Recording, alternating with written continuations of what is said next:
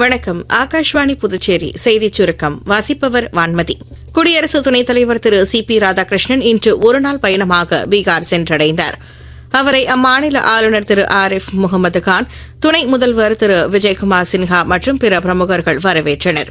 பாட்னாவில் உள்ள ஜெயபிரகாஷ் கோலம்பரில் லோக்நாயக் ஜெயபிரகாஷ் நாராயணின் நினைவிடத்தில் மலர்தூவி மரியாதை செலுத்தவுள்ளார். 600க்கும் மேற்பட்ட இலக்கியவாதிகள், கலைஞர்கள் பங்கு பெறும் உன்மேஷா சர்வதேச இலக்கிய விழாவில் 3வது பதிப்பின் நிறைவு அமர்வில் அவர் தலைமை விருந்தினராக கலந்து கொள்கிறார். பிரதமர் திரு நரேந்திர மோடி நாட்டு மக்களுடன் தனது எண்ணங்களை பகிர்ந்து கொள்ளும் 126வது மன் கி பாத் எனும் மனதின் குரல் நிகழ்ச்சி ஆகாஷ்வாணியில் இன்று காலை 11 மணிக்கு ஒலிபரப்பானது. இந்நிகழ்ச்சியில் நவராத்திரியின் சிறப்பினை எடுத்துக் கூறிய பிரதமர், நாம் பெண் சக்தியை கொண்டாடுவதை பாராட்டினார். வர்த்தகம் தொடங்கி விளையாட்டுகள் வரை, கல்வி தொடங்கி அறிவியல் வரை என எந்த துறையில் எடுத்துக் கொண்டாலும் பெண்கள் அதில் சாதனை படைத்து வருவதாக கூறினார்.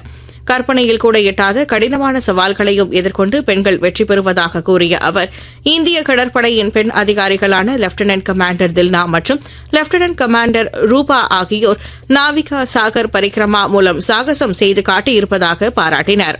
இந்தியாவில் கொண்டாடப்பட்டு வரும் சட் பூஜா யுனெஸ்கோ அமைப்பின் கலாச்சார மரபு பட்டியலில் சேர்க்கும் முயற்சியில் அரசு ஈடுபட்டிருப்பதாகவும், இதன் மூலம் உலகில் உள்ள மக்கள் இப்பூஜை குறித்த பெருமை மற்றும் தெய்வீக தன்மையை அடைய முடியும் என்றும் கூறினார். மேலும் மத்திய அரசின் முயற்சிகள் காரணமாக கொல்கத்தாவின் துர்கா பூஜையும் யுனெஸ்கோவின் இந்த பட்டியலில் இடம்பெற்றுள்ளதாக அவர் குறிப்பிட்டார். இத்துடன் இந்த செய்திச் சுருக்கம் நிறைவு பெறுகிறது.